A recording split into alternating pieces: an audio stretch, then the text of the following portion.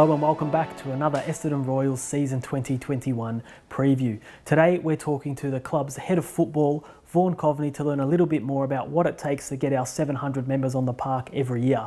Today we're shooting at Metricon's Hampshire 54 display home, and this video is brought to you by Assembly Ground Cafe in Essendon.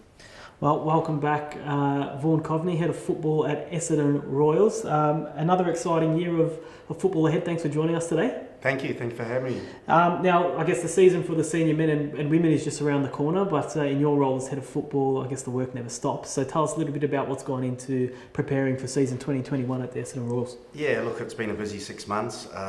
Just putting all the teams back together. Pre-season training, men and women, boys and girls, bringing all our community teams back, and our NPL competition has already started for our 4 teams. So it's been a busy 6 months. Yeah, and obviously, as you touched on there, the club has a lot of different areas, from our senior programs through to community boys and girls to junior boys National Premier League. So I guess as head of football, how do you sort of stay across what's happening across all those areas? Well, I've got wonderful people that work with me. Michael Casija is the TD. Rachel Pearson as well. She's a women's liaison officer, works with the women's side as well. So the three of us all together. We put it all together and hopefully, make a good program. Yep. And 2020 was a bit of a rough year. Obviously, football was cancelled for the most part. As a club, I guess we had to be a bit inventive in finding new ways to train. Can you tell us a little bit about what we did during that lockdown and that off-season to keep the kids engaged with their football? Yeah, we did. Look, we were busy with, a lot of Zoom meetings and strength and conditioning sessions for our kids. And, there was a lot of good feedback. We did a lot of that weekly for all our players and anyone who wanted to participate. So, from that perspective, it was really good for the kids just to keep them going. And now you can see they're back, they're loving what they're doing out on the pitch. Yeah, and there's nothing better than seeing back on the pitch and smiling. So like you touched on, the Junior Boys National Premier League competition has started, and we obviously have 4 teams competing across the different age groups in that competition. Hopefully this will be their first full year in that competition. So how have they sort of dealt with, I guess, the interruption of last year and moving into this season? Yeah, look, it's our first initial season in the junior NPL, and it's going to take time to build. But we've been very competitive in the grading games.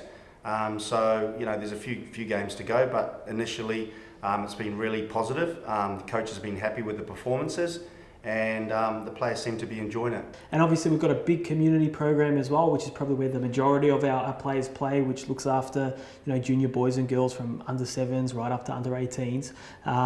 What's the effort been like, coordinating grounds for these sort of guys and getting them back on the park? Yeah, no, it's always difficult with 48 teams to manage and to get into training and playing games and friendlies and all that sort of thing. And now, obviously with the season starting now, we hope to have more grounds so we can obviously give more space to our players to be able to train and play.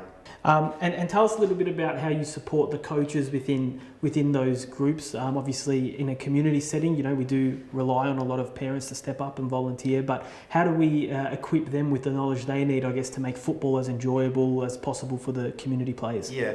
Well, we see, our club sees coach education as a big thing in the club. So we offer, coach education sessions, and we have already done one this season. We'll do another one mid-year and probably one at the end of the season. So we're trying to educate our coaches between Michael and myself, and we offer that, and coaches have been really receptive to that. So they've come down and taken on board all the information. Yeah, and one of the big growing areas in the community setting is the women's the women's teams and the girls' teams. So how important is it for the club to continue to provide more opportunities for Moonee Valley's up and coming female footballers to have a place where they can play and develop? Yeah, over the last couple of years, like the girls' program and the women's program has grown dramatically, and we're here to support the girls, and we think it's important for our club as well, for all female participants. And we only think it's going to get stronger and stronger. So we're really happy with the women and the girls. So we'll support them as much as we can. Yep, and obviously our senior programs looking to try and be very competitive in their respective State League 1 competitions this year. what's the sort of club? How does the club sort of help them be prepared to be as competitive as they can? Yeah, look, we've given them a lot of resources this year. We've got a lot of funding into the men's and women's senior groups. So we're expecting big things from our senior players, and we're probably expecting them to go close to promotion. And we're excited about the senior, because we haven't seen them play for over 12 months, 18 months. So it's I think they're excited to get the season rolling. Fantastic. And for the younger players at the club, I guess, what's your number one tip for players looking to take their game to the next level, or to really enhance their enjoyment of the game? Yeah, well, I think first and foremost for a young player that you've got to enjoy the game. You've got to love what you do. And at the end of the day, for anyone who wants to get better at any sport, whether it's soccer or any other sport, is the time and effort that you put in. Preparing yourself, working hard, listening, taking on board all the information that your coaches give you, and really put your foot down and listen in. Fantastic. Well, Vaughan, thank you so much for joining us today and having a little bit of a chat about Royals football. My pleasure. Thank you.